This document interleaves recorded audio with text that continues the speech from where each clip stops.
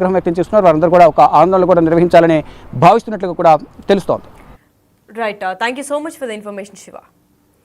Yes, అయితే చూసుకున్నట్లయితే మరోసారి కూడా సంచలన నిర్ణయం తీసుకున్నారు డొనాల్డ్ ట్రంప్. అమెరికా విద్యాశాఖ గురించి కూడా మూసివేస్తున్నారనే నిర్ణయం అయితే బయటికి వచ్చింది. దాని తర్వాత ఇప్పుడు ఉత్తర్వులపై కూడా సంతకాలు పెట్టేశారు ఆల్రెడీ డొనాల్డ్ ట్రంప్. మరి ఎందుకు ఇంతటి దృఢ నిర్ణయం తీసుకున్నారు అంటే ఫీజుల రాయితీ, ఇంకా కొన్ని ముఖ్యమైన పథకాలు మాత్రమే కంటిన్యూ చేస్తాను, ఎందుకంటే 40 ఏళ్లుగా కూడా కొనసాగిస్తున్న విద్యాశాఖ ఏ మాత్రం కూడా అంటే ఎడ్యుకేషన్ పాలసీ లేదా ఎడ్యుకేషన్ సిస్టమ్ కూడా ఏ మాత్రం మెరుగుపడట్లేదు. 40 years నుంచి ఒకటేలాగా ఉంది.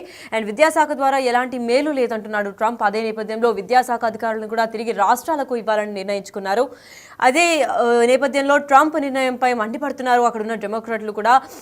విద్వం మొత్తం అంటే వినాశకమైన చర్యను తీసుకుంటున్నాము అని కూడా చెప్పుకుంటూ వచ్చారు. మరి అభివర్ణించిన డెమోక్రాట్లు అందరూ కూడా డిసప్పాయింట్ అయినట్టే కనిపిస్తోంది ఈ నిర్ణయం పట్ల. ఎందుకంటే ట్రంప్ మొదటిసారి అధ్యక్షుడు అయినప్పటి నుంచి విద్యాశాఖను మూసివేయాలని డిమాండ్ చేస్తున్నారు. అసలు దీనిపైన ఎందుకంత పగా ప్రతీకారాలను కూడా అక్కడ డెమోక్రాట్స్ కంప్లైంట్ చేస్తున్నారు. అయితే ఇదే నేపథ్యంలో ఇప్పుడు కాంగ్రెస్ సహకరించకపోవడంతో వెనక్కి అమెరికా విద్యాశాఖలో దాదాపు 4200 మంది ఉద్యోగులు కూడా ఉన్నారు. అండ్ విద్యాశాఖకు ప్రతి ఏడాది $251 బిలియన్ కూడా నిధులు కేటాయింపులు జరుగుతుంది. సో ఇప్పుడు ప్రభుత్వ నిధులన్నింటినీ కూడా ఒక శాఖ ఉంటే వాళ్ళకి పంపించాల్సి వస్తుంది అని చెప్పి విద్యాశాఖను కూడా పూర్తిగా కంప్లీట్గా క్లోజ్ చేయాలని కూడా, అంటే క్లోజ్ చేస్తే ఆ శాఖకు ఇంకా డబ్బులు పంపించకుండా ఉండొచ్చు. ఎందుకంటే పంపించిన తర్వాత కూడా ఎటువంటి మెరుగుపరచడం లేదు, ఏ మేలు కూడా దక్కట్లేదు అని ఈ నిర్ణయానికి వచ్చినట్టు తెలుస్తోంది. అయితే అమెరికా ప్రభుత్వం విధానాలు కూడా మార్పు తీసుకున్నట్టు కూడా ట్రంప్ ఇప్పటికే తెలియజేశారు. మరి కాంగ్రెస్ అనుమతిస్తేనే అమల్లోకి వస్తున్నారని కూడా ట్రంప్ నిర్ణయం తీసుకున్నారు. ప్రస్తుతం కాంగ్రెస్లో రిపబ్లిక్స్కి అయితే బలం లేనట్టుగానే కనిపిస్తోంది. మరి అసలు ట్రంప్ ఏ నిర్ణయం తీసుకున్నారు, అసలు ఏం మాట్లాడారో ఆయన మాటలోనే విందాం. The Department of Education's a big con job. We're ranked, so they rank the top 40 countries in the world. We're ranked number 40th. But we're ranked number 1 in one department, cost per pupil. So we spend more per pupil than any other country in the world, but we're ranked number 40. We've been between 38 and 40. The last time I looked, it was 38, and then I looked 2 days ago, it came out the new list. It came out at number 40. So we're ranked 40.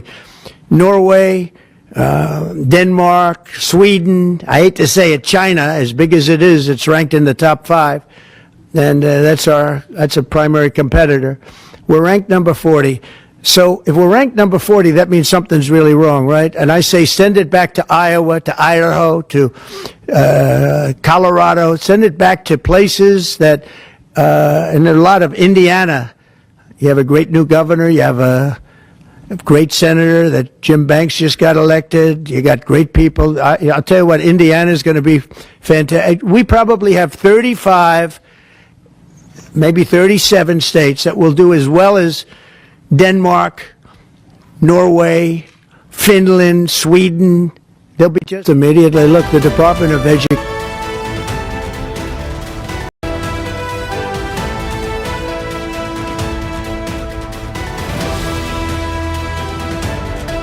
Right, welcome back to big TV digital exclusive. Big breaking news చూస్తున్నాం. Trump పదవి ఎక్కిన తర్వాత మరోసారి సంచలనమైన నిర్ణయాలు తీసుకున్నారు.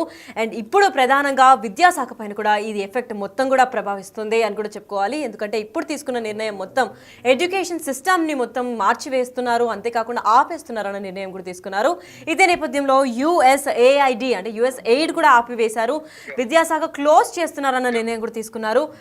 మరో సంచలనమైన నిర్ణయం తీసుకున్నారు Donald Trump.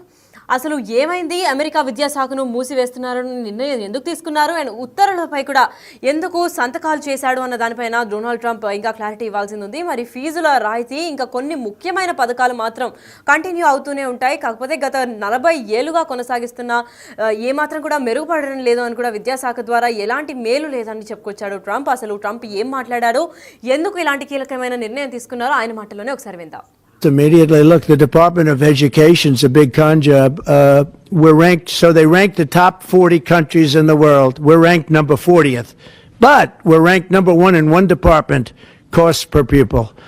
So we spend more per pupil than any other country in the world, but we're ranked number 40. We've been between 38 and 40. The last time I looked, it was 38, and then I looked 2 days ago, it came out the new list. It came out at number 40. So we're ranked 40. Norway, Denmark, Sweden, I hate to say it, China, as big as it is, it's ranked in the top 5. And that's a primary competitor. we're ranked number 40. So if we're ranked number 40, that means something's really wrong, right? And I say send it back to Iowa, to Idaho, to Colorado. Send it back to places that, and a lot of Indiana. You have a great new governor. You have a great senator that Jim Banks just got elected. You got great people. I'll tell you what, Indiana is going to be fantastic. We probably have 35, maybe 37 states that will do as well as Denmark, Norway, Finland, Sweden. They'll be just immediately. Right, అయితే విన్నారు కదా Donald Trump ఎందుకు ఇంతటి కీలకమైన నిర్ణయం తీసుకున్నారు, అసలు విద్యాశాఖని మొత్తం కూడా మూసివేయాలి అన్న నిర్ణయం ఎందుకు తీసుకున్నారు, ఉత్తర్వులపై కూడా సంతకాలు చేశాడు ఇప్పటికే డొనాల్డ్ ట్రంప్. మరి ఇది ఎంతమంది ఉద్యోగులపైన ఎఫెక్ట్ ఇస్తుంది, అసలు ఎడ్యుకేషన్ సిస్టమ్ పైన ఎంత ఎఫెక్ట్ అండ్ ఇంపాక్ట్ కలిగిస్తుంది అన్న దానిపైన అయితే ఇంకా వేచి చూడాలి. అయితే ఈ ఘటన పైన మరింత అప్డేట్స్ ఇవ్వడానికి మా ప్రతినిధి శివ కూడా లైన్ లో ఉన్నారు, వారిని తెలుసుకుందాం. ఎస్ శివ, చెప్పండి, అసలు డొనాల్డ్ ట్రంప్ పదవి ఎక్కిన తర్వాత చాలా కీలకమైన నిర్ణయాలు కూడా తీసుకున్నారు. దాంట్లో ఇప్పుడు ఎడ్యుకేషన్ పాలసీ పైన కూడా ఇప్పుడు ఆయన కన్నుపడిందని చెప్పుకోవాలి. అండ్ ఇప్పుడు తీసుకున్న కీలక నిర్ణయం గురించి అప్డేట్స్ ఏంటి శివ?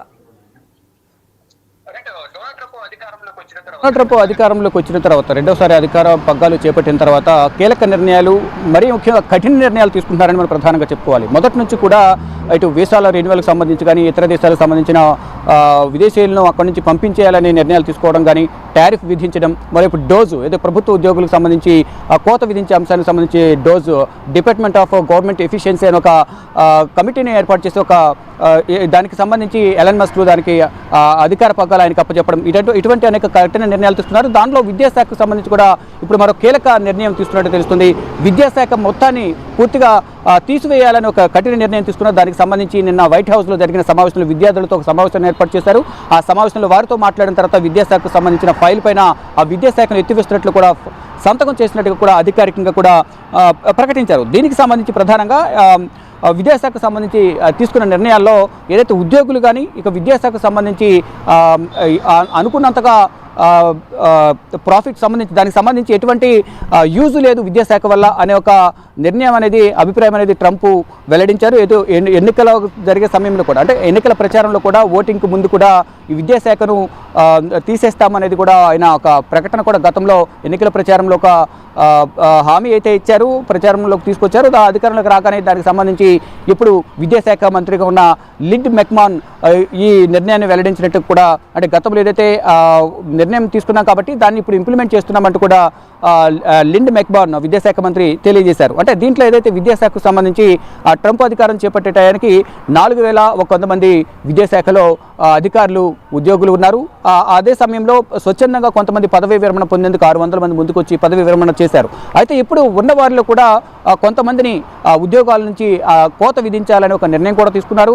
మరోవైపు ఉన్న ఉద్యోగులందరినీ కూడా రాష్ట్రాలకు బదిలీ చేయాలి అనేది, విద్యాశాఖ నుంచి రాష్ట్రానికి సంబంధించిన ప్రభుత్వ కార్యాలయాలు ఏవైతే ఉంటాయో దానికి బదిలీ చేయాలని ఒక నిర్ణయం కూడా తీసుకున్నారు. ఈ లోపల ఏదైతే గతంలో ఏర్పాటు చేసిన డోజ్ ఏదైతే ఉందో డిపార్ట్మెంట్ ఆఫ్